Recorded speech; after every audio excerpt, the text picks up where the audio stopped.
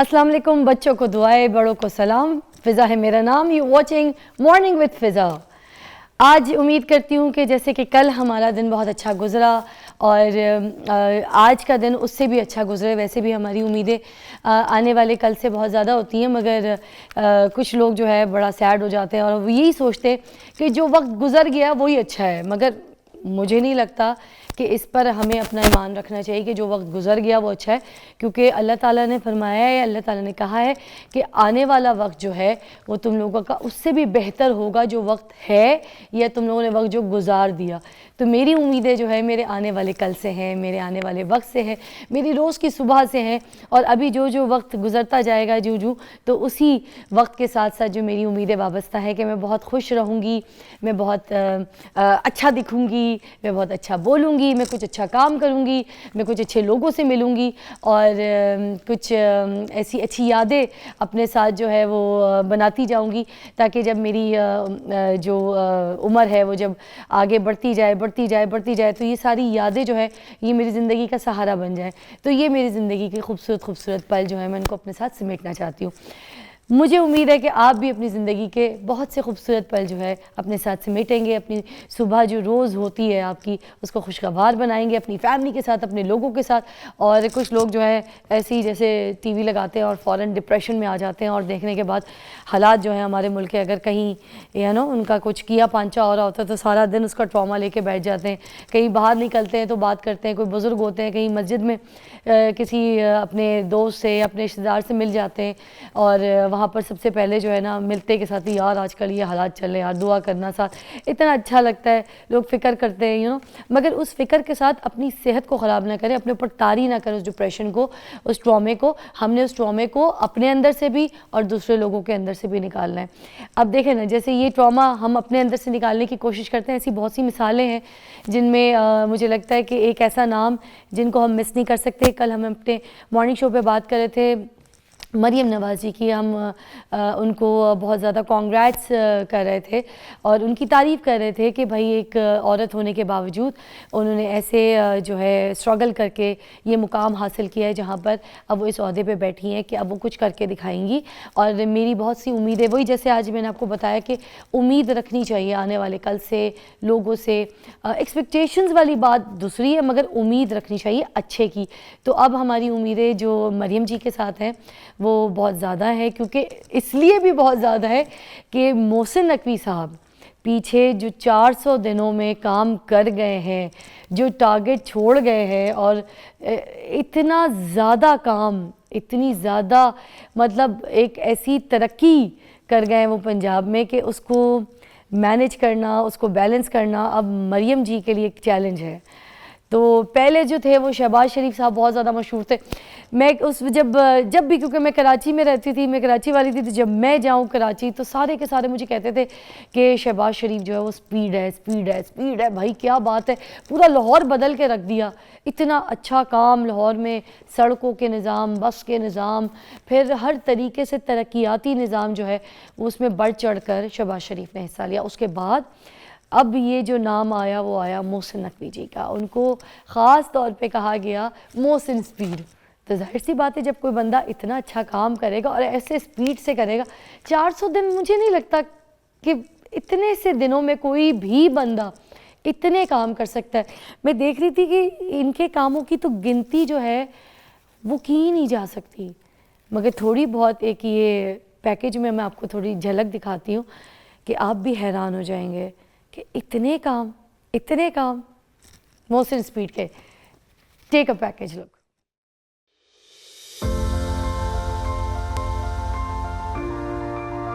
बिस्मिल्लाहिर्रहमानिर्रहीम। मैं 22 जनवरी 2023 से 24 फरवरी 2024 तक आपका वज़ीर आला रहा। इस दौरान जो काम किए उनकी मैं आपको तफसील आज बताऊँगा। सबसे ज़्यादा इम्पॉर्टेंट कि मैं इस वक्त कहाँ पे बैठा हूँ। मैं इन 100 से ज़ायद खिदमत मराकज़ जो हमने पूरे पंजाब में बनाए उनमें से एक खिदमत मरकज़ में बैठा हूँ। ये खिदमत मरकज़ कंप्यूटराइज्ड, आप देख सकते हैं, हाईटेक और खूबसूरत एक 5 स्टार होटल से भी बेहतर है। सबसे ज़्यादा इम्पॉर्टेंट 737 थाने जो हमने तब्दील किए, मैं गारंटी देता हूँ कि आप किसी पंजाब के थाने में चले जाएं, आपको इससे बेहतर थाना मिलेगा, इससे कमतर नहीं मिलेगा।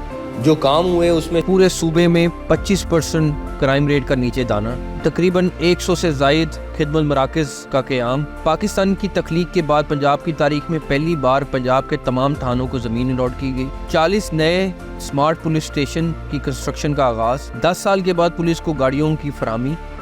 मैं एक सरकारी हॉस्पिटल में खड़ा हूँ और ये सरकारी हॉस्पिटल्स हमने 100 से ज़ायद रेनोवेट कर दिए हैं और मैं दावा कर सकता हूँ कि ये हॉस्पिटल उन प्राइवेट हॉस्पिटलों से बेहतर होंगे, कमतर नहीं। और सबसे बड़ी बात कि हमारा सारा रिकॉर्ड अब कंप्यूटराइज हो चुका है। सर्विसेज हॉस्पिटल की रेनोवेशन का काम, Gangaram hospital Lahore, Sheikh Zayed hospital Rahimiya Khan, Allama Iqbal memorial hospital Sialkot, Punjab dental hospital Lahore की तमीर नौ, लेडी विलिंगटन हॉस्पिटल, उसकी हालत इतनी बुरी थी इसलिए हमने पूरा का पूरा हॉस्पिटल नया बनाने का प्लान शुरू। जिना इंस्टीट्यूट ऑफ कार्डियोलॉजी का क़याम और उसकी कंस्ट्रक्शन का आगाज। फैसलाबाद, झांग और डीजी खान में DHQ और 100 से ज़्यादा THQ के हॉस्पिटल्स की रेनोवेशन का काम। निश्तर हॉस्पिटल 2 को मुकम्मल कराना। डेरा गाजी खान में institute of cardiology, DHQ hospital मियाँ वाली, गुजरांवाला मेडिकल टीचिंग हॉस्पिटल की तमीर को मुकम्मल कराना। फातिमा जिना इंस्टीट्यूट ऑफ डेंटल साइंसेज जिसकी तमीर का आगाज 2007 में किया गया, आखिरकार उसकी तकमील की गई। नुसरत फतेह अली खान हॉस्पिटल फैसलाबाद जो 2015 का मंजूर शुदा था, उसकी तकमील की गई।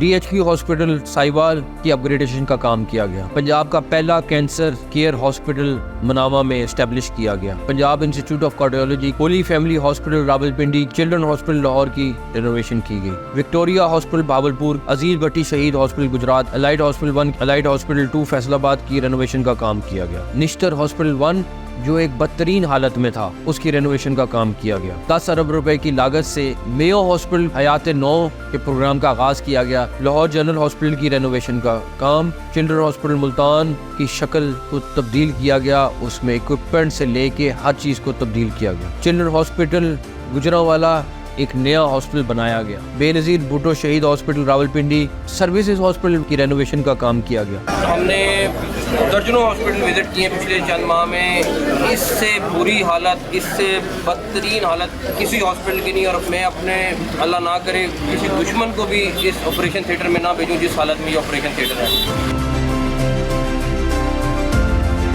तेज़ रफ्तारी से तरक्याती मंसूबों को मुकम्मल करना हमारी अवलीन तरजीह थी, जिसमें underpasses, flyovers, expressway, ring roads और 134 से ज़ायद रोड जो 2000 किलोमीटर से ज़ायद बनती हैं, हमने कंप्लीट इन 13 महीने में की। इन 134 सड़कों में division to division, division to district और सरगोदा, भावलपुर, साहिवाल और गुजरांवाला मोटरवे से मुंसलिक करना शामिल है। शादरा फ्लाईओवर, बेदिया अंडरपास, पंजाब की पहली प्लास्टिक रोड की तामीर, साहिवाल बाईपास, कैप्टन कर्नल शेर खान घोड़ा चौक फ्लाईओवर, कैवलरी अंडरपास, CBD की नई बुलेवार्ड, रेलवे फ्लाईओवर साहिवाल की तामीर, न्याजी चौक से बाबू साहब तक एक्सप्रेसवे रिंग रोड की तामीर, 14 साल से रुके हुए पिंडी की रिंग रोड की तामीर का आगाज, वॉल्टन रोड की अपग्रेडेशन, बरकत मार्केट में ट्रैफिक के मसाइल के हल के लिए पाकिस्तान का पहला डबल स्टोरी अंडरपास की तामीर का आगाज, लाहौर में पाकिस्तान के पहले बायोगैस प्लांट का न सिर्फ काम शुरू किया गया बल्कि उसको तकमील तक पहुंचाया गया। गुजरांवाला के लिए एक्सप्रेसवे का न सिर्फ काम शुरू किया गया बल्कि उसको ख़त्म भी किया गया। लाहौर रिंग रोड के SL3 की तामीर। महकमा ज़राअत का एक सुनहरी कारनामा, कॉटन, $3 बिलियन की इस दफ़ा एक्स्ट्रा पैदावार। पिछले साल पंजाब हुकूमत पे 600 अरब रुपए का गंदम का सर्कुलर डेट था, वो हमने सारा अदा किया और आज के दिन पे हम 900 अरब का सरप्लस छोड़ रहे हैं। मैं अपनी टीम का बहुत शुक्रिया अदा करना चाहता हूँ। मैंने और मेरी पूरी टीम ने नेक नीयती और ईमानदारी के साथ इस पूरे अरसे में डिलीवर करने की कोशिश की है। मैं नई मुंतखब होने वाली वज़ीर आला के लिए भी नेक ख्वाहिशात का इज़हार करता हूँ। क्या बात है। मोहसिन नकवी का 1 साल तरक्की बेमिसाल, 400 दिन में लाहौर में क्या तरक्याती काम, ऐसे ऐसे काम छेड़ दिए, ऐसे ऐसे काम कर दिए। अच्छा, सिर्फ लाहौर में नहीं बल्कि पूरे पंजाब में मैं आपको बताऊं, क्योंकि मैं तो सिर्फ लाहौर में रहती हूं, तो लाहौर की मैं मिसाल दे रही थी। अभी जितने इन्होंने हॉस्पिटल्स के नाम बताए उसमें से मैं एक नाम तो ज़रूर बताना चाहूँगी, क्योंकि मेरी बहन कराची से आई थी यहाँ पर इलाज के लिए, मैं उनको लेकर आई थी, मेरी सबसे बड़ी बहन। तो हम लोग किसी प्राइवेट अस्पताल में, क्योंकि उनकी ऑक्सीजन लेवल जो था वो रात को एकदम से ना कम हो गया, तो हम उनको फ़ौरन एक प्राइवेट हॉस्पिटल में लेके गए डिफेंस में। तो वहाँ पर उनको डायरेक्टली ना क्या कहते हैं, इमरजेंसी के बाद उनको वेंटिलेटर पर डाल दिया। तो किसी तरह मैंने कांटेक्ट किया डॉक्टर जावेद इकराम साहब को, तो उन्होंने फिर मुझे बहुत सारे हॉस्पिटल्स बताए, जिसमें से जावेद अकरम साहब ने मुझे बताया कि आप ये जो सरकारी अस्पताल हैं ये ज़्यादा बेहतर हैं, ये जिगर, गुर्दे और किडनी के जो सेंटर्स हैं हमारे पास, ये ज़्यादा बेहतर हैं और यहाँ पर ज़्यादा अच्छे इलाज होते हैं और डॉक्टर्स भी बहुत ज़्यादा अच्छे होते हैं, क्योंकि सुबह सुबह जो बड़े बड़े डॉक्टर्स होते हैं उनका प्रॉपर विज़िट भी होता है, वो अपनी निगरानी में वो सारी पेशेंट्स को जो है तरीके से देखते हैं, वैसी मेडिकेशंस देते हैं। तो जो सीरियस क्रिटिकल पेशेंट्स होते हैं ये ज़्यादातर अच्छे जो है ये सरकारी अस्पतालों में देखे जाते हैं। मगर जब ये आप डिफेंस क्लिफ्टन में रहते हैं ना, जैसे हम लोग, तो हम लोग के अंदर ये बड़ा ब्रांड और ब्रांड वाली जो बात होती है, तो हमें समझ नहीं आता कि हम कभी सरकारी अस्पताल कभी विज़िट भी करेंगे। तो इसी साल की बात है, क्योंकि 4.5 महीने पहले की बात है, तो ये जो सरकारी अस्पताल है उसके निज़ाम वाकई बिल्कुल बदल दिए, चेंज कर दिए। क्योंकि जब बहुत क्रिटिकल हालत हो गई थी मेरी बहन की, तो मैं उनको जनरल हॉस्पिटल लेके गई जावेद इकराम के रेफरेंस से।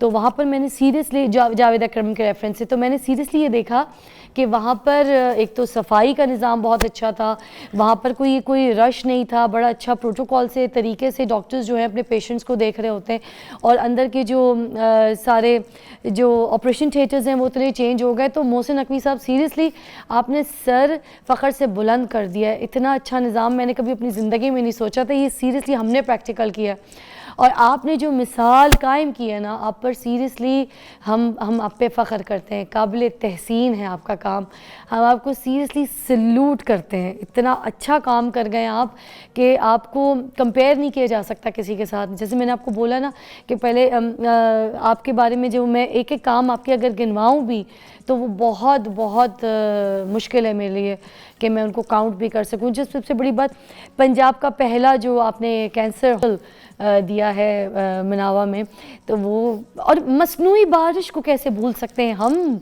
इधर देखिए, ये वो तरक्याती काम है जो हम कभी सोच भी नहीं सकते थे कि हमारे मुल्क में भी होंगे और हम भी इन चीज़ों पे इम्प्लीमेंट करेंगे। तो मसनूई बारिश, अरे मगर आपने तो खिदमत की बारिश कर दी, तरक्की की असली बारिश कर दी है। मसनूई बारिश की क्या बात करूं मैं आपके कामों में। तो बहुत सारी मेरी दुआएं हैं कि जो आपने बोला मरियम जी के लिए कि अब जब उनको ये हुकूमत दी गई है और अब वो वज़ीर आला है, तो वो भी बिल्कुल इसी तरह आप जैसे टारगेट्स अचीव कर रहे थे और आपने आवाम के दिलों में अपने लिए खूबसूरत से घर बना लिया। और वो पक्की सीमेंट वाला घर है, वो कभी भी नहीं टूटने वाला, क्योंकि कुछ लोगों के काम ऐसे होते हैं जो दिलों में बस जाते हैं लोगों के। तो हमारे दिलों में आपके काम बस गए हैं। लोग तख्तियाँ लगाते हैं ना, आपने दिलों पे तख्तियाँ लगा दी है मोहसिन साहब। टू गुड, बहुत एक्सट्रीम लेवल पे जाके आपने बहुत काम किया है। मैं आपको बोलूँ, अंडरपास से लेके ये सारे काम मैं गिनवा नहीं सकती। मेरा एक शो नहीं, मेरे भी 400 शोज़ होंगे, तो आपकी तारीफ जो है ना यहाँ पे मुकम्मल होगी। Take a break, will be right back. आप देख रहे हैं morning with Fiza.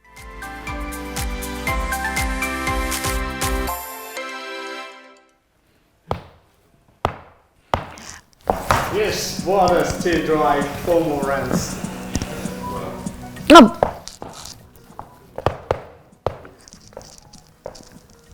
Yesterday, what a great shot, 4 more runs, unbelievable starts. Women's team in Pakistan, unbelievable.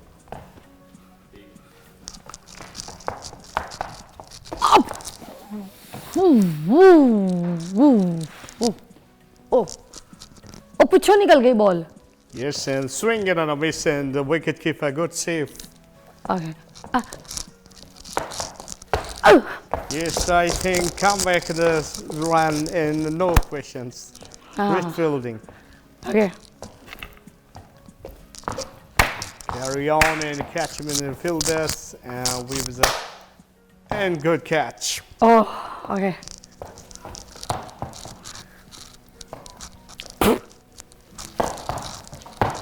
Stand bowling crosses, very nice ball. ख़त्म मैच। ये थोड़ी देर के लिए break है, मैच की चल रहा है, मगर हम बाद में बात करेंगे। जी, हमारे साथ मौजूद है जाहिद इकबाल, कमेंटेटर हैं, बहुत आला बहुत तरीके से, बहुत मज़े से ऐसी कमेंट्री करते हैं कि जिसकी कोई हद नहीं। अभी आपने थोड़ा बहुत तो यहाँ पर नज़ारा देख ही लिया होगा, जितनी कोई मैंने मैच खेली है। काश मैं भी PSL में सिलेक्ट हो जाती। जाहिद साहब क्या हाल है? अल्हम्दुलिल्लाह ठीक हूँ। ठीक है, ज़रा ऊंचा ऊंचा बोलना है मुझे जी। मैं सुनाई कम दे रहा है मुझे, ठीक है? जी जी। तो आपने मुझसे वो उसी तरह बात करनी है जैसे कमेंट्री करते हैं, या फिर आप सही बात करेंगे? सही।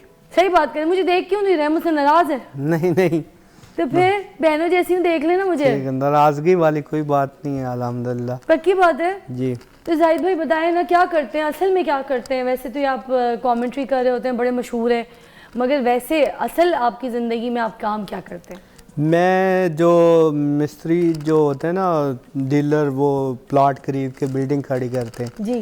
वो हाउस बनाते हैं, उनके साथ काम करता हूँ, ईंटों को पानी लगाता हूँ। हाँ। फिर वो मिस्त्री जो हैं वो चुनाई का काम करते हैं, तैयारी करते हैं, फिर मैं पानी और ये सारा सफाई वगैरह कोठी की करता तो कितने सालों से कर रहे हैं?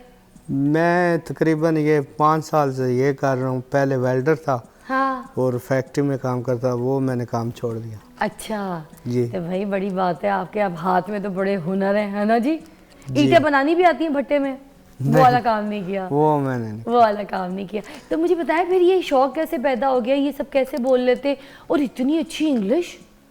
जी, ये गांव में मेरा बाप जो था वो भी गरीब था, और उधर उन्होंने जिनके साथ वो ज़मीन बेचते थे ना, उधर ही मेरी वालदा भी काम करती थी। अच्छा। तो वो मुझे भैंसे देते थे और मैं साथ में रोटी बांध के नहर पे चराने जाता था, और कमेंट्री FM वाला रेडियो वहाँ से शुरू की। तो वो वहाँ पे सुनते थे? जी जी।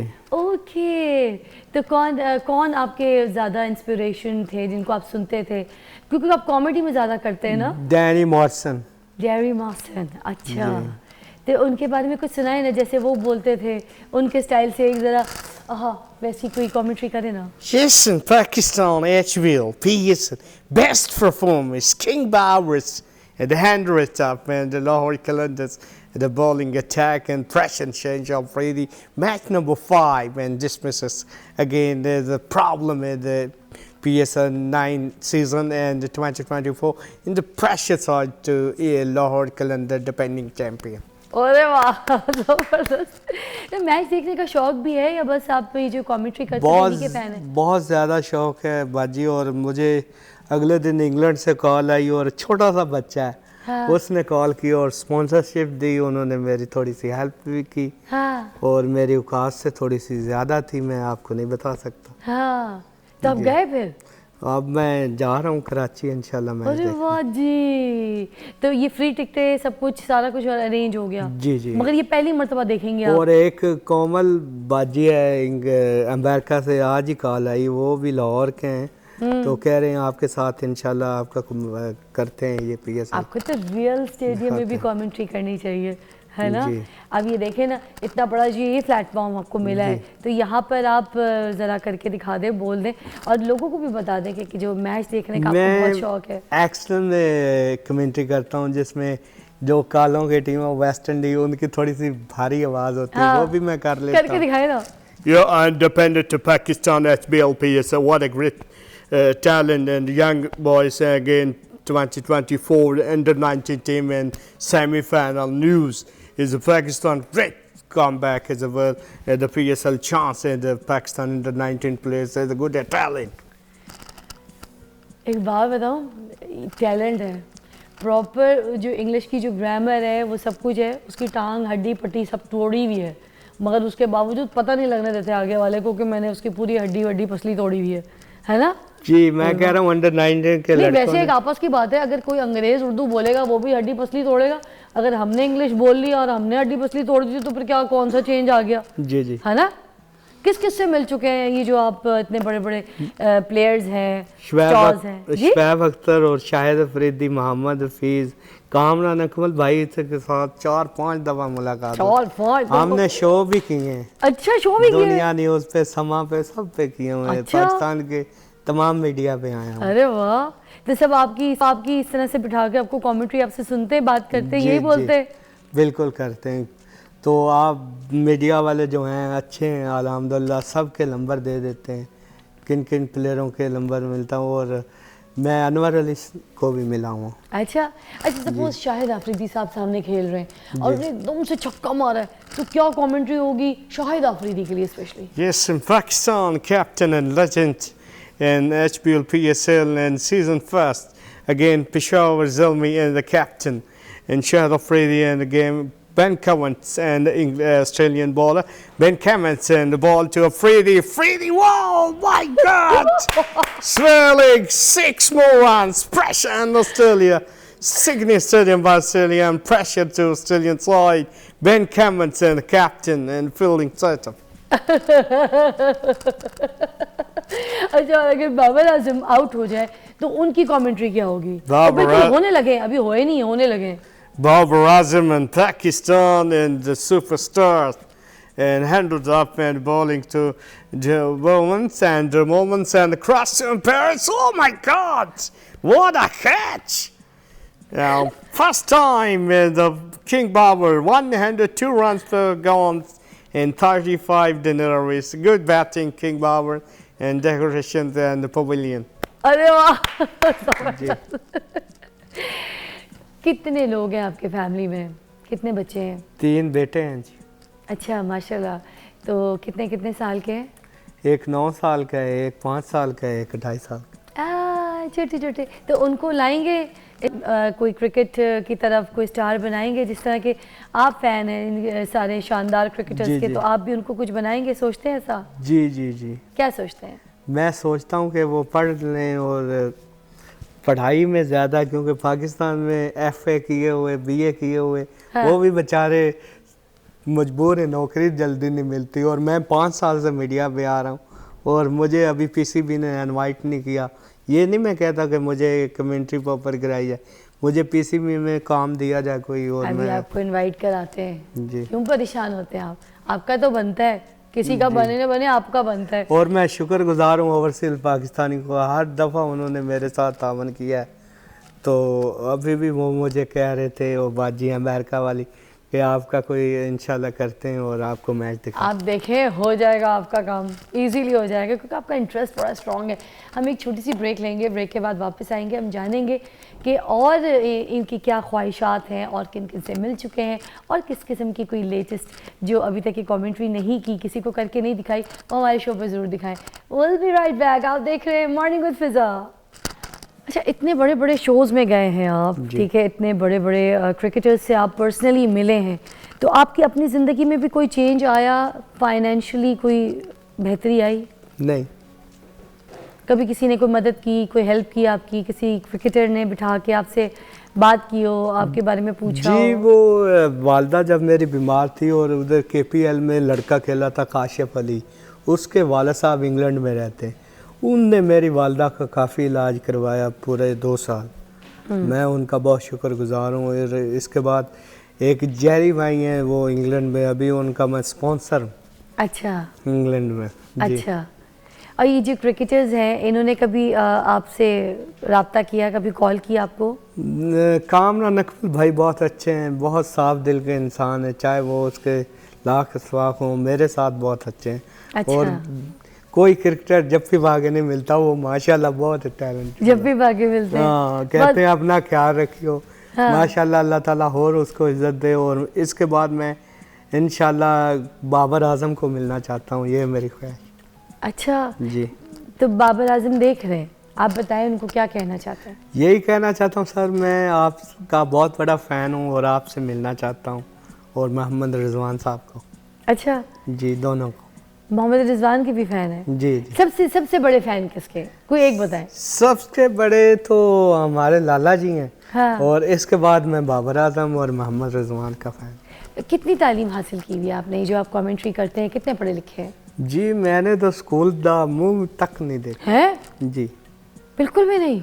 वो दातरी फड़ा के पट्ठिया भेज देंगे सर। ये जो लिखा पढ़ा होता है, कुछ पढ़ सकते हैं जो इंग्लिश आप बोल रहे हैं? नहीं, मैं अपना नाम लिख सकता हूँ इंग्लिश। नाम लिख लेते हैं। ZAHID Zahid, IMRAN Imran. अच्छा। इस तरह के नाम है। और फिर भी इतनी एक अच्छी दफ़ा आप commentary। बता देना स्पेलिंग, वो मैं फीड कर लेता। अच्छा जी। तो कुछ आप कह रहे थे अभी ब्रेक में, आपने कोई ऐलान भी करना था, तो किस बात का आप कोई अब रिक्वेस्ट करना चाह रहे थे? जी मैं कहना चाह रहा हूँ, गरीब बंदे की कोई सपोर्ट नहीं करता। 5 साल से मैं मीडिया पे आ रहा हूँ जी, और आप देख लें, छान मारें कितने इंटरव्यू दिए मैंने, तो कोई मुझे पीसीबी में जॉब मिल जाए तो अच्छा। मैं चेयरमैन साहब मोहसिन नकवी साहब को कहता हूँ कि मुझे ज़रूर जॉब दी जाए और मैं काफ़ी गरीब हूँ।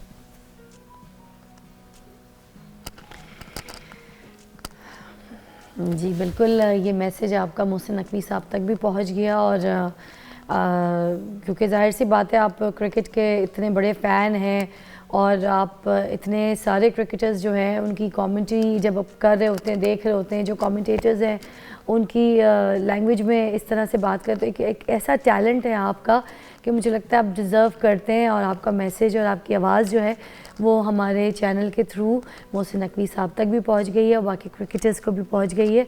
आपका बहुत बहुत शुक्रिया आने का और मैं दुआ करती हूँ बहुत जल्द आपकी जो है वो सुनवा होगी। Thank you so much for coming. एक छोटी सी ब्रेक लेते हैं, विल बी राइट बैक। आप देख रहे हैं मॉर्निंग विद फिज़ा।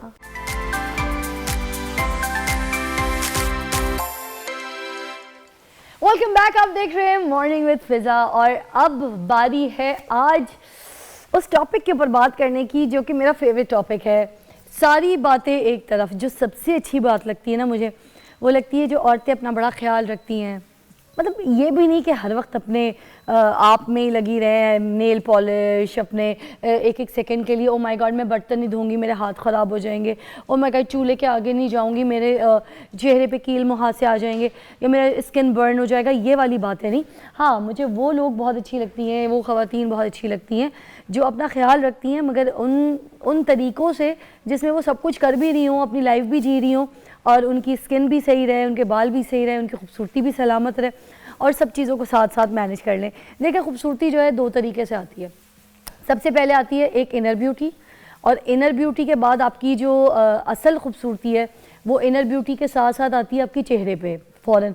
वो चेहरा जो बहुत खूबसूरत हो, जिसने अपने चेहरे पे बहुत कुछ लगा के अपने स्किन को बहुत अच्छा बनाया हो, मगर उसका अगर इनर अच्छा नहीं है तो वो खुद ब खुद उसके चेहरे पे झलकेगा नहीं। तो कहते हैं ना चेहरे पे नूर आना बहुत ज़रूरी है। तो इसकी डिटेल आज हम आपके साथ डिस्कस करेंगे, आज आपसे बात करेंगे। कुछ टोटके हैं, कुछ ऐसी टिप्स हैं, कुछ हम आपको यहाँ पे करके दिखाएंगे, कुछ एग्जाम्पल्स हैं, मगर वो सब एक छोटी सी ब्रेक के बाद। रहिएगा मेरे साथ, आज मेरा फेवरेट टॉपिक डिस्कस हो रहा है यहाँ पर एजिंग के ऊपर। आप देख रहे हैं मॉर्निंग विद फिज़ा।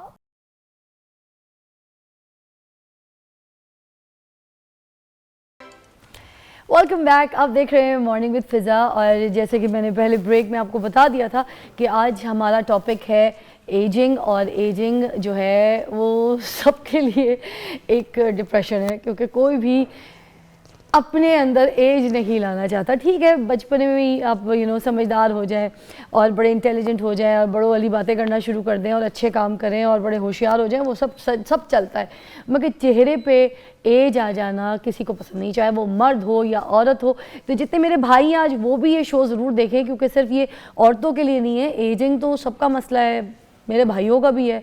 कुछ लोग सारी ज़िंदगी बस, मेरे जो भाई हैं वो घर में काम करते रहते हैं, पैसा कमाते रहते हैं, घर वालों को पालते रहते हैं, अपने छोटे भाई बहनों की तालीम में और किसी न अखराजात में लगे रहते हैं कमाने के लिए, और अपनी स्किन का बिल्कुल ख्याल नहीं रखते। बाइकों पे जाते हैं बेचारे, इतनी एफ़र्ट करने के बाद उनकी तो स्किन ऐसी हो जाती है। और एंड टाइम पे ना अम्मा कहती है बेटे ने सब कुछ कर लिया, घर भी बना लिया, अब जो है हमने बेटे की शादी करनी है। तो जब बेटे की शादी की बारी आती है, बेटे का तो मुँह जला हुआ होता है, क्योंकि बाइक पे जाता है, सनब्लॉक नहीं लगाता, स्किन का ख्याल नहीं करता, सुबह मुंह मुश्किल से धो ले, वो तो बेचारा इस तरीके की मेहनत कर रहे होते हैं। और ख़ास तौर पे जो हमारे वालिद साहब होते हैं उनकी भी एफ़र्ट बिल्कुल नहीं भूलनी चाहिए, क्योंकि उनकी एफ़र्ट की वजह से भी जो घर के हमारे बेटे होते हैं वो उनके नश्को कदम पे चलते हैं और उनको फॉलो करते हैं और उसके बाद यही वाले रास्ते कर रहे होते हैं। तो मर्द हमारा जो है ना वो घर का बेचारा बकरा होता है, जो अपना कभी ख्याल नहीं रखता। तो आज मेरे भाइयों के लिए भी ये वाला जो हमारा सेगमेंट है तो ज़रूर देखें। हमारे पास मौजूद हैं डॉक्टर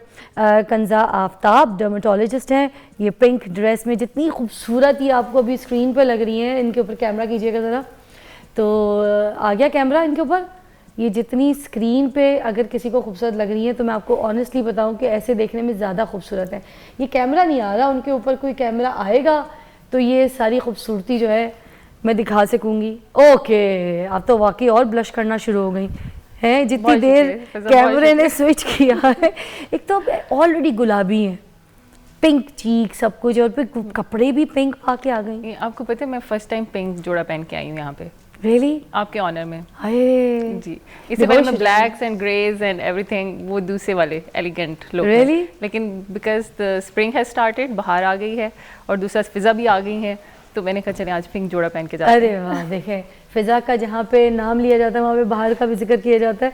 ये दिन से मेरी तो दोस्ती हो गई। वैसी स्किन के जितने जितने लोग हैं ना, उनसे तो मुझे बहुत प्यार है, जो अपना ख्याल भी करते हैं और दूसरों का भी ख्याल करते हैं।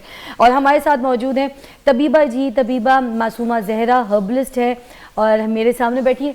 कल से इनकी इतनी धूम थी इस चैनल में, मैं आपको बताऊं मेरी पूरी टीम इनको डिस्कस कर रही थी और इनकी जितनी जितनी मैंने वीडियोस देखी, इनके काम देखे, मैं तो फ़ैन हो गई जी। तबीबा जी कौन है आप, कौन है भाई? बहुत शुक्रिया फ़िज़ा, इट्स वेरी नाइस आपके शो में आने का। मेरा भी बहुत अच्छा दिल कर रहा था और आप तो हमेशा से हम सबकी पूरे घर की फेवरेट रहे हो और माशाल्लाह इतना अच्छा आपका शो है। अल्लाह करे आपके आगे साथ भी बहुत अच्छा टाकरा रहेगा हमारा, हम आपको बहुत इंशाल्लाह, तंग for करेंगे। sure। एक तो मैं आपकी फ़ैन बन गई हूँ और दूसरा ये कि जो आप काम करती हैं ना, ये बड़ी बात है, क्योंकि मशवरा अल्लाह की अमानत है। बेशक। जब आप किसी को बताएं, किसी के कोई ट्रीटमेंट के लिए, स्किन के लिए, इलाज के लिए, या किसी को कोई काम का भी मशवरा दे रहे हैं या उसकी ज़ात का या मियाँ बीवी के झगड़े का भी, मुझे लगता है मशवरा जो है ना सही देना चाहिए, बेशक, वरना ऐसे चुप रहो, कुछ नहीं बोलना, कुछ ना करो, बिल्कुल मगर ठीक है। बताओ सही। ऐसे ही बिल्कुल यहाँ ऐसा पर ईंट उठाओ तो बंदा मशवरा देने के लिए खड़ा हो जाता है, भाई ये लगा लो ठीक हो जाएगा, ये कर लो ठीक हो जाएगा, ये आगे मैं कितने हमेशा साइड फ़िज़ा, इफेक्ट्स हैं वही देखते रहो। बिल्कुल ऐसे मैं हमेशा चैनल्स के तवज्जुद से बात करती हूँ, अपने चैनल पे भी कहती रहती हूँ कि ये रेमेडीज़ हैं, टोटके नहीं है कि कोई भी कभी भी कर ले। ज़्यादातर हम जितने भी हर्बलिस्ट ऑन एयर बता रहे होते हैं ये ट्राइडोशिक रेमेडीज़ बताते हैं। ट्राइडोशिक मतलब आपकी 3 बॉडी टाइप्स होती हैं वेद के अंदर, ट्रेडिशनल चाइनीज़ मेडिसिन में भी और यूनानी तिब में भी। हम 3 तरह से लोगों को देखते हैं। जिससे हम अगर वैसे बात करें ड्राई, हॉट एंड कोल्ड की, तो उसके मुताबिक ये ट्राइडोशिक फॉर्म होते हैं। लेकिन स्पेसिफिकली आपको कुछ चाहिए होता है तो अपने तबीब या अपने किसी हर्बलिस्ट से ज़रूर मिल के इस्तेमाल करने। अच्छा तबीबा जी हमारे साथ ना कराची से हैं डॉक्टर समरा अहमद, डर्मेटोलॉजिस्ट हैं और वो भी हमारे पास स्काइप पे मौजूद हैं। अस्सलाम वालेकुम, कैसी हैं? बिल्कुल ठीक, आप कैसी हैं? Good morning. गुड मॉर्निंग, मैं भी बिल्कुल ठीक ठाक हूँ और आज हम आपसे यहाँ पर बहुत सारे सवाल करेंगे क्योंकि टॉपिक है एजिंग। तो एजिंग से रिलेटेड आपको बहुत सारे सवाल मिलने वाले। कॉलर्स भी हम ले सकते हैं यहाँ पर, जो कोई कॉलर्स अगर पूछना चाहते हैं अपने स्किन से रिलेटेड कोई ऐसी बात एजिंग के हिसाब से, तो प्लीज़ पूछिएगा क्योंकि टॉपिक हमारा एजिंग है। जिसका कोई एजिंग का मसला है उन्हीं की हम कॉल्स लेंगे। सबसे पहले हम यहाँ पर बात करेंगे कंजा से। कंजा ये बताइए कि आप डर्मेटोलॉजिस्ट भी हैं और ऐसी ट्रीटमेंट्स जो नई नई आ जाती हैं और लोगों को पता भी नहीं होता कि अगर हम डर्मेटोलॉजिस्ट के पास जा रहे हैं तो क्रीम से हटके भी बहुत से ऐसी टेक्निक्स हैं जिसके थ्रू बहुत जल्दी एजिंग को ख़त्म किया जा सकता है। तो वो कौन कौन से ऐसे तरीके हैं जिनके थ्रू हम एजिंग को थोड़ा सा पहले रोक लें या फिर अगर एजिंग आ गई है तो उसको हम बैलेंस कर लें, ज़रा कंट्रोल कर लें? जी फिज़ा बिल्कुल। देखें सबसे पहले ट्रीटमेंट से पहले सबसे पहले तो आपकी स्किन केयर रूटीन जो है वो फाउंडेशन है, वो बुनियाद है। स्किन केयर रूटीन आपने अपनी पहले ठीक करनी है कि मॉर्निंग में क्या अप्लाई करना है, रात को क्या अप्लाई करना है, क्लेंजिंग कैसे करके सोना है। उसके बाद आते हैं प्रोसीजर्स। अच्छा। अब बहुत सारे, अब एजिंग जब एक दफ़ा स्टार्ट हो जाती है, अब रिसर्च ये कहती है कि आपके 20 ईयर्स के बाद आपका कोलेजन टूटना शुरू हो चुका होता है। उसके नज़र वो 30s के बाद आना शुरू होता है, लेकिन हमें जो प्रिवेंटिव मेजर्स हैं वो लेट 20s या अर्ली 30s में लेना शुरू कर देनी चाहिए। और ऐसे बहुत से ट्रीटमेंट्स अवेलेबल हैं जो कि आपने अपने बेसलाइन पे रखने हैं, जो आप मंथली या 3 मंथली कुछ ऐसे ट्रीटमेंट्स हैं जो आप ले सकते हैं जिससे आपके 50-60 साल तक आपकी स्किन बिल्कुल यंग रहती है और आपका कोलेजन जो है वो बनता रहता है और स्किन पे ग्लो बरकरार रहता है। उसमें मैं जब भी क्लिनिक में पेशेंट्स आते हैं तो उनको मैं गाइड करती हूँ कि 2 तरह के ट्रीटमेंट्स हम डिवाइड करते हैं। एक वो ट्रीटमेंट्स जो हम आपकी स्किन सरफेस के ऊपर कर रहे होते हैं, जो स्किन की ग्लो के लिए हैं, लाइक हम स्किन को बार बार साफ़ कर रहे हैं और स्किन का ग्लो, उसकी पिगमेंटेशन, उसकी दाग धब्बे, छाइयाँ और अगर एक्स्ट्रा बाल हैं गैर ज़रूरी बाल हैं, रुआं है, जो आपके फेस को एक काला सा मास्क दे देता है, उसको ट्रीट करने के लिए कुछ ट्रीटमेंट्स डिज़ाइन किए गए हैं। और फिर दूसरे कुछ ट्रीटमेंट्स होते हैं जो आपके कोलेजन बूस्टर्स होते हैं, अच्छा। कि जो आपकी कोलेजन के प्रोडक्शन को बढ़ाते रहें और आपकी स्किन की स्ट्रेंथ को बरकरार रखें। तो मैं इन 2 कैटेगरीज में डिवाइड कर देती हूँ प्रोसीजर्स को। तो जो आपकी सरफेस के ऊपर होते हैं वो तो मंथली आपको लेने पड़ते हैं, या फॉर दैट मैटर आपको 1.5 महीने बाद या 2 महीने बाद लेना पड़ता है, क्योंकि स्किन का जो साइकिल है वो 30 डेज़ का होता है।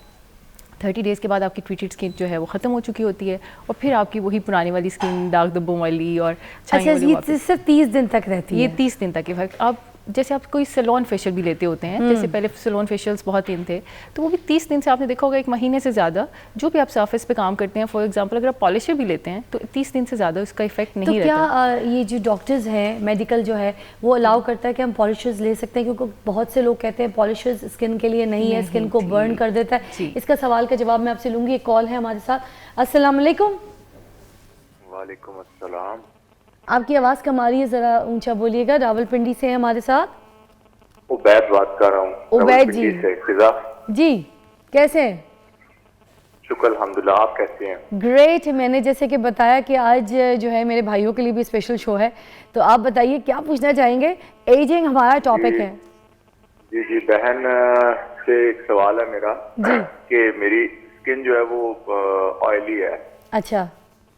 तो कोई ऐसा टोटका कह लें या कुछ ऐसी चीज मुझे आप जो बता सकें कि जिससे जो है ये ऑयली स्किन थोड़ी सी कम हो जाए। दरअसल मेरी नजर का थोड़ा सा इशू है ना, वीक है, तो वो जो मैं ग्लासेस पहनता हूँ ना, तो अच्छा। वो जैसे मैं काम करता हूँ, मेरा दरअसल मैकेनिकल काम है, मशीनरी से रिलेटेड ना, हाँ। तो ये लेडीज के दुपट्टे वगैरह डिजाइन करता हूँ मैं, दुपट्टे वगैरह, अच्छा। पिको वगैरह का नाम शायद आपने सुना हो। जी जी जी। पिको होती है दुपट्टों के ऊपर, जी। किनारों के ऊपर ना, तो मेरा वो काम है। तो दरअसल मुझे नीचे देखना पड़ता है, तो वो मेरी ऐनक जो है ना वो ढलक के नीचे आ जाती है नाक के ऊपर, ऑयली स्किन होने तेल की वजह से। मतलब इतना तेल है, मैंने ये तो सुना था कि नाक पे तेल आ जाए तो पकौड़े तल लो, ये पहला तेल नाक का ऐसा सुना है जिसकी वजह से चश्मा डिग जाता है। चश्मा नीचे आ जाता है स्लिप करके। अच्छा, thank you so much Ubaid आपकी कॉल का। मगर आज का हमारा जो टॉपिक है वो एजिंग है, तो इस पे हम आएंगे ऑयली स्किन के ऊपर। 2-3 दिन हमें थोड़ा सा टाइम दे दें, मगर क्योंकि इतनी प्यारी कॉल थी कि उनका चश्मा नहीं डिग रहा है या डिगे जा रहा है, तो फिर आपके लिए हल्का सा हल हम बता देते हैं। तो आप बता दें जल्दी से। बिल्कुल।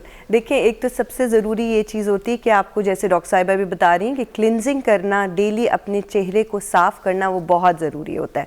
और उसको किस तरह किया जाए? आप एलोवेरा जेल ले लें, एलोवेरा का पत्ता लीजिए, उसके अंदर तकरीबन 2 इंच के करीब वो पत्ता ले लीजिए और उसका जेल निकाल के थोड़ी सी हल्दी, यानी 1 टेबलस्पून अगर एलोवेरा जेल है उसमें 1 चुटकी हल्दी और थोड़ा सा लेमन डाल के एक मिक्सचर बना के रख लीजिए।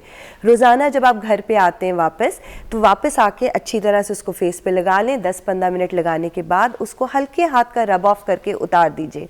उतारने के बाद अगर आप कॉर्नफ्लोर ले लें, कॉर्नफ्लोर ईजिली घर में होता है, जिसको सूप में भी डालते हैं, 1 चम्मच कॉर्नफ्लोर में रोज़ वाटर डाल के उसका पैक अपने से फेस पे लगाएं। थोड़ी देर के बाद मुंह धो लें, आप वाजिया फ़र्क देखेंगे अपनी ऑयली स्किन में। ज़बरदस्त। एक और कॉल है हमारे साथ, जल्दी से लेंगे। हमारे पास वाह कैंट से कॉल है। समरा, अस्सलाम वालेकुम। अस्सलाम वालेकुम फिजा मैम, कैसी है? मैं आपकी बहुत बड़ी फ़ैन हूँ और मैंने अभी आपका शो देखा है और मेरी टॉपिक भी ऐसा है कि मैं आपसे क्वेश्चन पूछना चाह रही हूँ जी, कि मेरी एज अभी है 31 ईयर्स। ठीक है। तो मेरी आंखों के नीचे इस तरह झुर्रियाँ और वो फाइन लाइन जिस तरह आ रही होती हैं, और बच्चों की डिलीवरी में जो छाइयाँ वगैरह बन जाती हैं, उस तरह मेरा फेस काफी खराब हो गया। अच्छा। तो मैं एक हाउस वाइफ हूँ, तो मतलब इस तरह वो कोई खास नहीं है कि हम लोग वही पार्लर वगैरह का जाने का कोई सिस्टम नहीं है। तो घर में मैं ऐसा क्या कर सकती हूँ कि मेरा फेस थोड़ा ग्लो करे, या ये रिंकल्स और ये छाइयाँ वगैरह मतलब कुछ कम हो जाए या बेहतर हो जाए? मैं आपको अभी जवाब देती हूँ, हमारे साथ रहिएगा शो पे। समरा, मुझे बताइएगा कि इनका जो मसला है वो थोड़ा सा झाइयों वाला भी है और साथ साथ इनका रिंकल्स का मसला आ गया जो आंख के नीचे है। बच्चे भी देख रही हैं तो अपनी स्किन केयर वैसी नहीं कर पा रही, तो कोई ऐसा इनको बता दीजिए कि वो जिससे अपना जो है स्किन को टेक केयर कर सके। घर पे रह के 3 चीज़ें बहुत इंपॉर्टेंट हैं जिसे आप देख सकते हैं, लाइक ABC अगर हम याद रखने के लिए रखें। A फॉर एंटीऑक्सीडेंट्स, जिसमें एंटीऑक्सीडेंट्स हमारे डिफरेंट अवेलेबल होते हैं।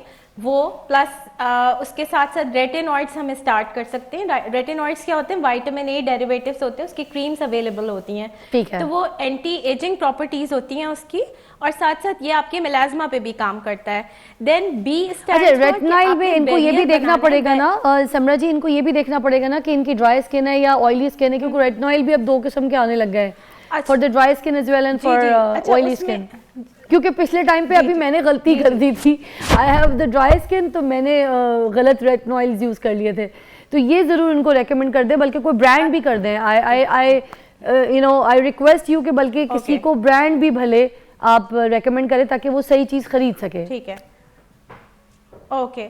अच्छा, इसमें फिजा हमारे पास रेटिनॉल सीरम्स भी अवेलेबल हैं विद हाइलुरोनिक एसिड। तो हाइलुरोनिक एसिड के साथ जब कॉम्बिनेशन में यूज करते हैं तो उससे फिर आपको एक मॉइस्चराइजिंग इफेक्ट भी देता है। Perfect, yes. प्लस अगर आप सिंपल लाइक रेटिनॉइड्स लगा रहे हो तो रेटिनॉइड्स आप किसी भी अच्छे मॉइस्चराइजर में मिक्स करके नाइट टाइम में लगाओ। इसको आप डे टाइम में नहीं लगाते क्योंकि स्किन फोटो सेंसिटिव हो जाती है। परफेक्ट, अच्छा। तो आप इसको नाइट में लगाएं। देन सेकेंड स्टेप ये होना चाहिए कि बैरियर, आपने बैरियर बनाना है अपनी स्किन पे। एक सन स्क्रीन आपके बहुत अच्छा एक इफेक्टिव सन स्क्रीन होना चाहिए। अच्छा, अब वो जो आपने हाइलुरोनिक के साथ जो रेटिनॉइल बताया था उसका ब्रांड उनको प्लीज कोई बता दे जाके वो मार्केट में इजीली खरीद सके। ब्रांड नेम देखो, डिफरेंट ब्रांड्स के आते हैं। आप अगर ओवर द काउंटर देखो तो उसमें लॉरियल के भी अवेलेबल हैं। अच्छा। क्योंकि कंपनी नेम हम दें तो लॉरियल में भी अवेलेबल हैं, जिसमें आपके पास बहुत अच्छा है ये सीरम जो है इनका। अच्छा, क्योंकि डॉक्टर समरा मैंने बहुत से ऐसे शोज देखे हैं ना, क्योंकि जिन शोज में हम ये तो बता देते हैं कि आप ये इस्तेमाल कर लें, मगर जब तक हम चीज़ या किसी ब्रांड का नाम नहीं बताते ना कि कौन सा सही ब्रांड है जो सही काम कर रहा है, ये कौन सी ऐसी दवाई है, तो उसका अगर जब हम नाम बता देते तो सामने वाला जो पेशेंट है ना उसको बहुत हेल्प हो जाती है। तो मेरे मॉर्निंग शो करने का जो मकसद है ना वो ये है कि मैं उनको उस पूरे कंप्लीट हल जो है उनके सामने उनके लिए आसान कर दूं, जाके तब ईजिली सब कुछ उनकी ज़िंदगी में अवेल हो जाए। ओके, उसमें आप अगर आपको सीरम ओवर द काउंटर आप सीरम नहीं लेना चाह रहे, कोई ब्रांडेड नेम कंपनी नेम से लेना चाह रहे हैं, तो स्किन ए क्रीम आती है जो कि रेटिनॉइड्स है, उसका पी साइज लें विद मॉइस्चराइजर। कोई भी आप डर्माइव ऑयल फ्री भी आता है मॉइस्चराइजर और ऑयली स्किन के लिए भी आता है, तो आप उसमें थोड़ा सा मिक्स करके आप नाइट में लगा सकते हैं। तो उससे ड्राइनेस नहीं होगी आपकी स्किन की। मॉइस्चराइजर ये दोनों तरह के अवेलेबल हैं, ऑयल फ्री भी हैं, ऑयली स्किन के लिए। थैंक यू समरा जी, आप शो पे हमारे साथ ही एक ब्रेक लेंगे। ये इस जो हमारी कॉलर थी समरा वाकई से ये उनके लिए था, और अभी हम हमारे शो पे इसी चीज़ को डिस्कस करेंगे। कॉल्स जो लेंगे हम एजिंग के टॉपिक के ऊपर लेंगे। कोशिश कीजिएगा जो सवाल करें वो एजिंग से ही रिलेट करें। हमारे यहाँ पर सारे जो डॉक्टर्स हैं, हर्बलिस्ट हैं, वो बैठे हुए हैं आप ही के लिए। तो प्लीज़ देखते रहिए मॉर्निंग विद फिज़ा, क्योंकि आज बात हो रही है एजिंग के ऊपर।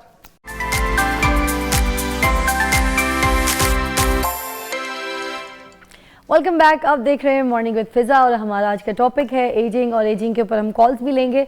आपके मसलों का हल यहाँ पर हमारे साथ मौजूद हैं हमारे बड़े ज़्यादा होशियार समझदार डर्मेटोलॉजिस्ट और हर्बलिस्ट।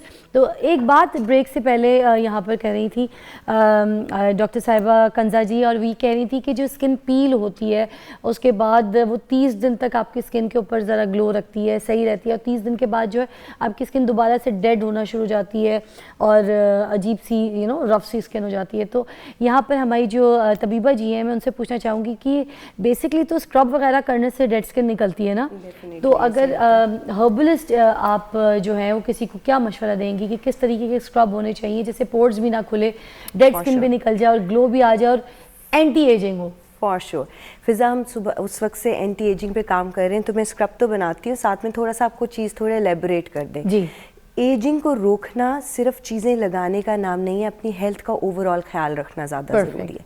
जिस तरह अभी कॉलर ने कहा था छाइयाँ आ रही हैं, तो वो जितना कुछ भी लगाएंगी वो बहुत अच्छा इफेक्ट देगा, लेकिन इंटरनली अगर उनका फेरेटिन लो है, अगर उनका आयरन लो है, तो उनकी छाइयाँ कोई ख़त्म नहीं कर सकता। सो अपने करीबी किसी डॉक्टर से मिलके अपनी प्रॉपर हेल्थ चेकअप कराइए।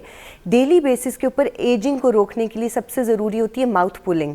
मुंह में 1 टीस्पून कोकोनट ऑयल रखें और उसको अच्छी तरह से स्विश करें, तो वो आपकी ओरल हेल्थ अच्छी करता है, डाइजेस्टिव ट्रैक अच्छा रखता है और फिर आपके फेशियल मसल्स को भी बहुत सपोर्ट करता है। और आप तो योगी हैं और आपको इस चीज़ का पता होगा कि माउथ पुलिंग से किस कदर आपके फेशियल मसल्स बेहतर होते हैं, अपीयरेंस बेहतर होती है, बल्कि मुंह की जो बदबू है वो भी दूर हो जाती है, आपके गम्स बड़े स्ट्रांग हो जाते हैं। अब उससे क्या होगा कि जब आपकी गट अच्छी होगी तो आप जो कुछ भी खा रहे हो, जो कि कोशिश करें कि हेल्दी खाएं हमेशा। अगर एजिंग रोकनी है तो मैन मेड नहीं गॉड मेड खाने की कोशिश करें, मैं हमेशा कहती हूँ। उसके साथ साथ पानी का इंटेक ज़्यादा रखें। हम पानी जो 70% हमारी ज़िंदगी का हिस्सा है, हमारे जिस्म का हिस्सा है, हम उस पर फोकस नहीं होते। तो वाटर इंटेक, फिर जितना मौसमी फल है, मैं हमेशा कहती हूँ जो मौसम में सबसे सस्ता बिक रहा है वो अल्लाह ने आपको उसे खाने, लगाने और इस्तेमाल करने के लिए दिया है। यानी अगर आपको आजकल स्ट्रॉबेरीज आने शुरू हो गई हैं, जब वो पीक पे आ जाएंगी, जब वो सस्ती हो जाएंगी, तो फिर ऐसे में आप जो है उनका स्क्रब बनाएं, उनका टूथपेस्ट बनाएं, उनको इस्तेमाल करें अपनी स्किन पे भी और खाने पे भी। अभी हम करते हैं स्क्रब की बात। आप इसमें ले लेंगे किसी भी किस्म का कोई भी वाइटनिंग पाउडर, जिसको हम मिल्क पाउडर बोलते हैं, वो ले लें 1 टीस्पून। वो जो बच्चों को हम दूध वाला पाउडर दूध में देते हैं या जो हम चाय में डालते हैं वो भी इस्तेमाल कर सकते हैं, ठीक है। उसके साथ 1 टीस्पून ब्राउन शुगर ये लेंगे, 1 टीस्पून ही आप दही ले लेंगे और थोड़ी सी हल्दी। ये आपकी ऑयली स्किन का बहुत अच्छा स्क्रब बन जाएगा। शुगर इसमें स्क्रबी इफेक्ट देगा और इसको आप एक दफ़ा फेस पे लगाएंगे, अच्छा सा पैक लगाने के बाद 10 मिनट के लिए इसको छोड़ देंगे। छोड़ने के बाद हल्के हाथ का हमेशा रब करें। स्क्रब हमेशा डेली बेसिस पे नहीं करते, तो वीक में ट्वाइस की एक अपनी रूटीन बना लें। रोज़ाना अपने जो फेस को साफ़ करना है वो दूध से साफ़ करें, मिल्क से बेहतर क्लिनज़र कोई नहीं है। अगर उसके अंदर थोड़ा सा आप लीमू डाल लें, अगर आपकी स्किन पे लीमू इच करता है तो रोज़ वाटर डाल लें। डेली अपने मुंह को साफ़ किया और उसके बाद हफ्ते में 2 बार इस तरह का ये स्क्रब लगा लिया ऑयली स्किन के लिए। इसी तरह एक स्क्रब अगर हम बनाएं जो कि ड्राई स्किन के लिए, तो हम ये पाउडर में पीस के लाई हुई हूँ। इसमें माश की दाल है, गोखरू है, किसी भी गोखरू, अच्छा ठीक है, ये किसी भी पंसार स्टोर से मिल जाएगा। हुस्ने यूसुफ है, ये सब हम बराबर ले लें। दोबारा माश की दाल 1 चम्मच, गोखरू 1 चम्मच, हुस्ने यूसुफ 1 चम्मच, थोड़ी सी हल्दी के साथ इसको आप दूध के साथ मिक्स करें। और थोड़ा सा इसके अंदर मैंने डाले हुए हैं खरबूजे के बीज। ये जो बीज होते हैं आप प्लीज इसको फेंका ना करें, ये बेहतरीन स्क्रब है। सुखा के ड्राई करके अपने पास रख लीजिए। और वो क्या करते हैं, अब आपका आगे जो मौसम आ रहा है स्प्रिंग के बाद, क्योंकि स्प्रिंग को हम कहते हैं काफा सीजन, अंदर ठंडक बढ़ रही होती है और बाहर स्प्रिंग का मौसम आता है। आपने देखा है आप घर ज़्यादा ठंडे हो गए और बाहर थोड़ी सी हीट डेवलप हो रही है। एग्जैक्टली। तो ऐसे में बॉडी के अंदर भी इंटरनली ठंडक बढ़ती है। तो जितने भी बीज हैं उनको खाएं ज़रूर, आपको वो एंटीऑक्सीडेंट है। मतलब ये स्क्रब जो है इसलिए भी ज़रूरी है क्योंकि हमारी डेड स्किन निकलेगी तो फिर हमारी नई स्किन वापस आएगी, वरना तो फिर एजिंग बढ़ती जाएगी। बिल्कुल ऐसा ही है। और फिर उसके साथ हमें ऑयल प्रोवाइड करना है, तो बीज से अच्छा ऑयल नहीं है, और वो खरबूजे का बीज हो तो क्या ही कहना। इसके अंदर थोड़ा सा दूध डाल के पेस्ट बनाएं, लगाएं और इसको बारीक पीस लें। याद रखें स्क्रब करने का कतन मतलब चेहरे को जोर से रगड़ना नहीं है। और वैसे इसमें हुस्ने यूसुफ है, जैसे आपने बताया, तो बहुत सी मेरी बहनें जो है ना हुस्ने यूसुफ का ये इस्तेमाल बता दूं कि उसको बहुत भारी हाथ से आप नहीं रगड़ सकते, उसके बारीक बारीक जैसे कांच के चूरे होते हैं ना, इसको इतना बारीक करके और हल्के हाथ के साथ में इसमें दूध डालने का मकसद ही यही है, जो भी पाउडर मिल्क है कि वो सॉफ्ट हो जाए, वो आपको नरिश करे। वाइटनिंग इफेक्ट वो चाय से ज्यादा स्किन पे देता है, तो वो अच्छा रिजल्ट देता है। कोई शक नहीं। क्या बात है, कितने जबरदस्त। देखें 2 आपको स्क्रब बता दिए। और अब मेरे साथ यहाँ पे कराची से जो समरा जी हैं उनसे भी मैं बात करूंगी, मगर समरा जी आप और यहाँ पर कंजा जी आप थोड़ा सा इंतज़ार कीजिए, एक ब्रेक लेंगे। कॉल्स भी बहुत सारी हैं पीछे, टॉपिक है एजिंग, देखते रहिए morning with Fiza. Will be right back.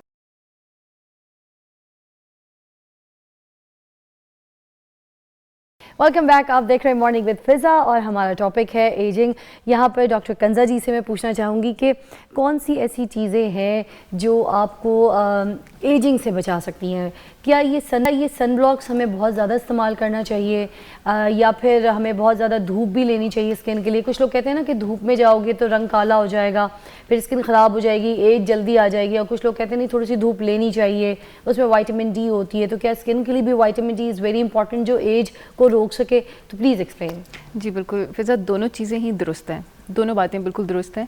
Vitamin D जो है वो सिर्फ सूरज से मिलता है, आप खानों में विटामिन डी नहीं कंज्यूम कर सकते।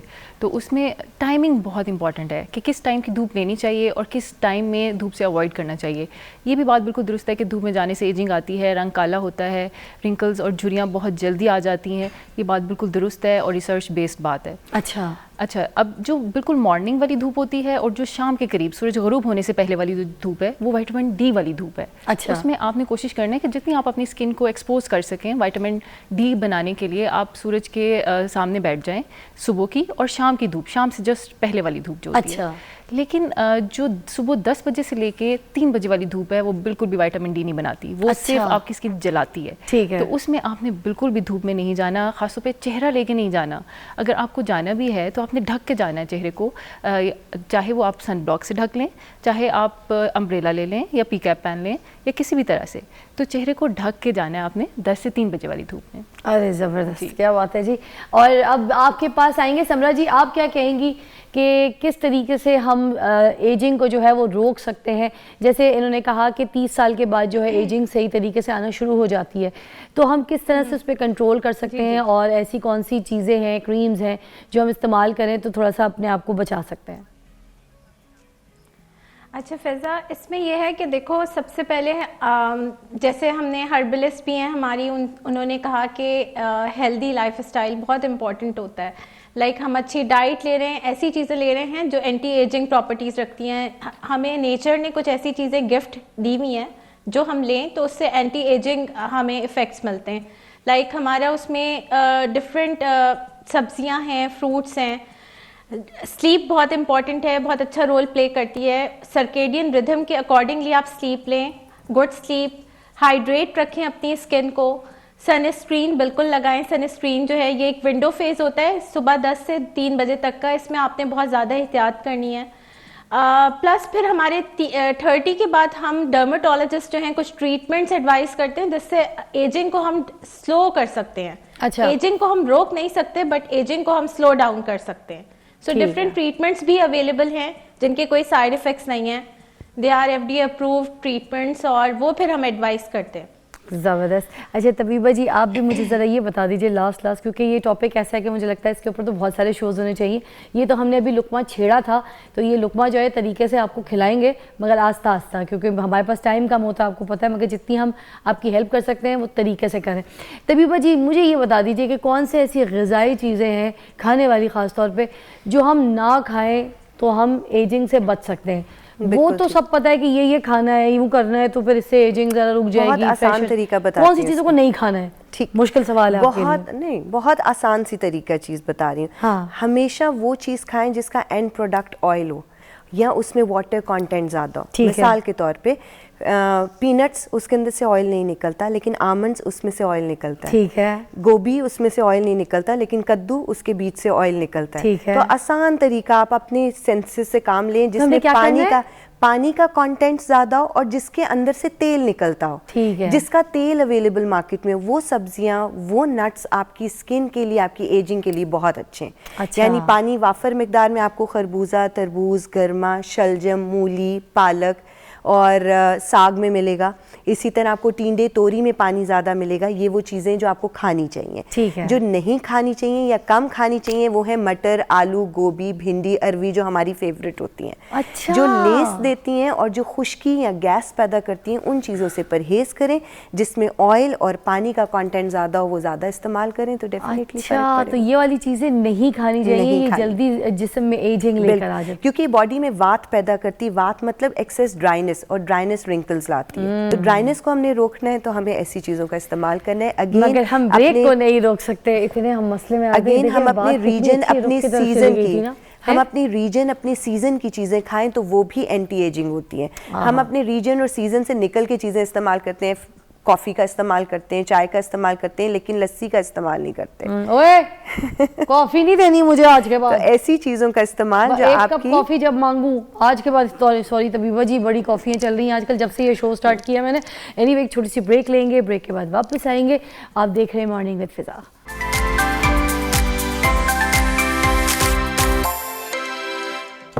Welcome back. आप देख रहे हैं मॉर्निंग विद फिज़ा। मेरे साथ है मारफा कैफ़े से मोहम्मद जाहिद साहब। जाहिद साहब, क्या है आज जो कल वादा किया था वो पूरा करें? जी हाँ, आज दम कनाली है और ये हमारी स्पेशल है और इसके पायनियर भी हम ही हैं। इसको इस स्टाइल में हमने पहली दफ़ा निकाला था लाहौर में। उसके बाद इस नाम से ना काफ़ी रेस्टोरेंट बन गए दुबई में भी और कराची में भी। तो इसकी मुंह दिखाई की रस्म करे ना, वरना मैं ये मीठा खा खा के बेहोश हो जाऊंगी। ये वाहिद मुंह दिखाई है जो आप खुद करेंगे। नहीं, ये खोल के तो दे दो, हाथ जल गया मेरा। फिर नहीं जलेगा, जाहिद पे देख लो। नहीं जलेगा। माइक को छोड़े ना, अब खोलें। ओए होए ओए होए ओए होए, जाहिद भाई पकड़े। ले जी। ये क्या है? ये तो पोटैटोज हैं। अच्छा, ये वही बेक्ड वाले जो आप जी कहानी हाँ। बता रहे थे। जी हाँ। अच्छा। और इसके ऊपर जो चीज़ होती है ना, वो चीज़ होती है कि ये सिंपल चावल होते हैं। अच्छा। उसके बाद बारबेक्यू होता है और उसके जो सरप्राइजिंग चीज़ है ना, हाँ। वो सॉरी इसके नीचे है।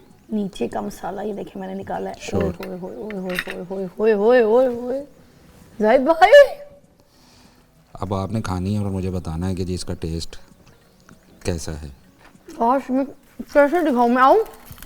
दिख रहा है ये मसाला अंदर, दिख रहा है, दिख रहा है।